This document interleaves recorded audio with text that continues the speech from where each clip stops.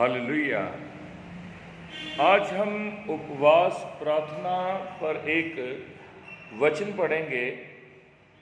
यशाया नबी की किताब उसका 58 यानी कि 58 अध्याय में पढ़ेंगे कि उपवास प्रार्थना के बारे में परमेश्वर का वचन हमें क्या सिखाता है।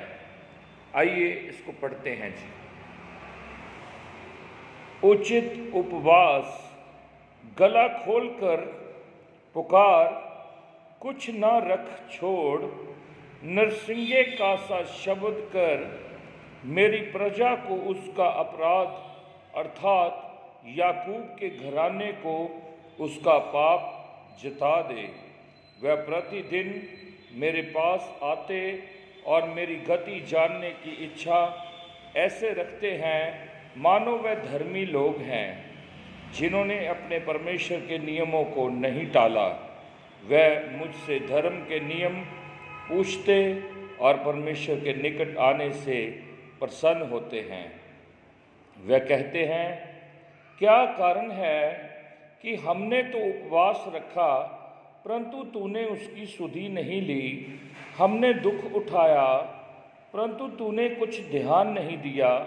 सुनो, उपवास के दिन तुम अपनी ही इच्छा पूरी करते हो और अपने सेवकों से कठिन कामों को कराते हो। सुनो, तुम्हारे उपवास का फल यह होता है कि तुम आपस में लड़ते और झगड़ते और दुष्टता से घूंसे मारते हो। जैसा उपवास तुम आजकल रखते हो, उससे तुम्हारी प्रार्थना ऊपर नहीं सुनाई देगी। जिस उपवास से मैं प्रसन्न होता हूँ, अर्थात जिसमें मनुष्य स्वयं को दीन करे, क्या तुम इस प्रकार करते हो? क्या सिर को झाऊ के समान झुकाना, अपने नीचे टाट बिछाना और राख फैलाने को ही तुम उपवास और यहोवा को प्रसन्न करने का दिन कहते हो? जिस उपवास से मैं प्रसन्न होता हूँ, वह क्या ये नहीं कि अन्याय से बनाए हुए दासों और अंधेर सहने वालों का जुआ तोड़कर उनको छुड़ा लेना और सब जुओं के टुकड़े टुकड़े कर देना? क्या वह ये नहीं है कि अपनी रोटी भूखों को बांट देना, अनाथ और मारे मारे फिरते हुओं को अपने घर में ले आना, किसी को नंगा देखकर वस्त्र पहनाना और अपने जाति भाइयों से अपने आप को ना छिपाना? तब तेरा प्रकाश पो फटने के समान चमकेगा और तू शीघ्र चंगा हो जाएगा। तेरा धर्म तेरे आगे आगे चलेगा।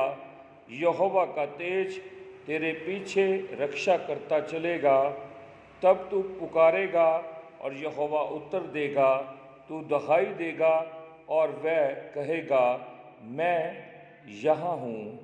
यदि तू अंधेर करना और उंगली उठाना और दुष्ट बातें बोलना छोड़ दे, उदारता से भूखे की सहायता करे और दीन दुखियों को संतुष्ट करे, तब अंधियारे में तेरा प्रकाश चमकेगा और तेरा घोर अंधकार दोपहर का सा उजाला हो जाएगा। यहोवा तुझे लगातार लिए चलेगा और अकाल के समय तुझे तृप्त और तेरी हड्डियों को हरी भरी करेगा और तू सींची हुई भारी और ऐसे सोते के समान होगा जिसका जल कभी नहीं सूखता। तेरे वंश के लोग बहुत काल के उजड़े हुए स्थानों को फिर से बसाएंगे। तू पीढ़ी पीढ़ी की पड़ी हुई नींव पर घर उठाएगा। तेरा नाम टूटे हुए बाड़े का सुधारक और पथों का ठीक करने वाला पड़ेगा। खुदावंद के लोगों, मैं आपको बताना चाहता हूँ कि यदि आप परमेश्वर के कलाम को पढ़ोगे तो परमेश्वर आपको आशीष और बरकत देगा। आप अपनी ज़िंदगी को परमेश्वर के हवाले कर दीजिए और जो भी उपवास रखते हो, आप जैसा परमेश्वर के कलाम में उपवास बताया गया है वैसा ही उपवास करना शुरू कर दीजिए और किसी बात की घटी आपके जीवन में नहीं होगी और आपके जीवन में खुदावंद यीशु मसीह नासरी जी का प्रकाश उतर आएगा।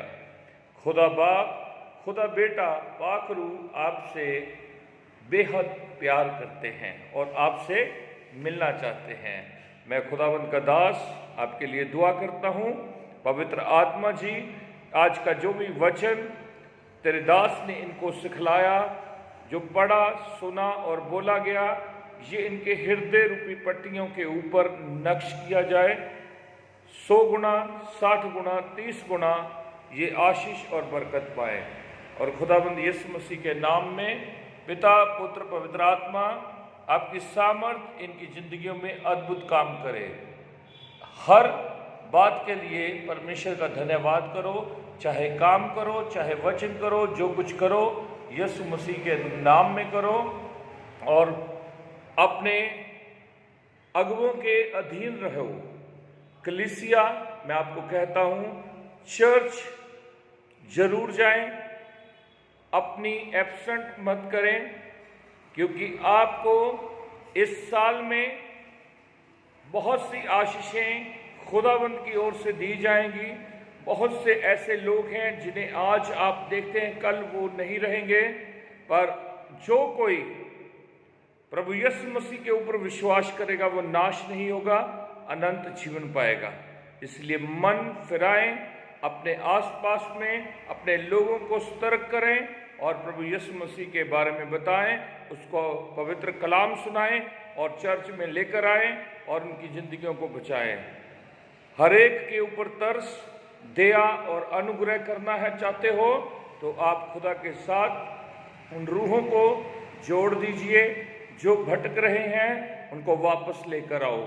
प्रभु यीशु मसीह का काम आपके लिए भी है। आप अपने काम में ईमानदारी दिखाते हुए परमेश्वर का काम करें और खुदावंद आपको कहता है कि सब जातियों के पास जाओ।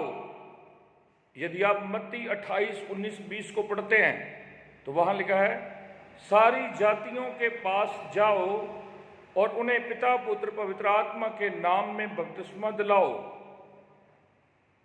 परमेश्वर कहते हैं, दुनिया के छोर तक मैं तुझे भेजता हूं। यह किसी और का काम नहीं है, प्रभु यीशु मसीह का काम है।